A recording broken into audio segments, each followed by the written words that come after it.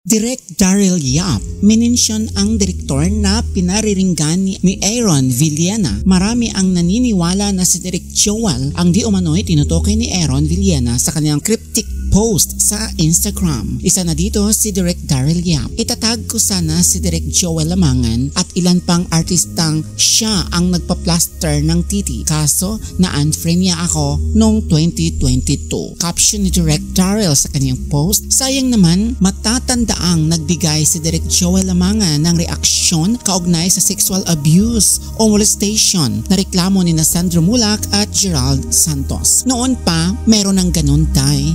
Hindi lang nabubulgar, Diyos ko. Panahon pa ng kupong-kupong, meron na yon, Diyos ko. Ilang mga artista na naging leading man at sumikat na nanggaling sa bading.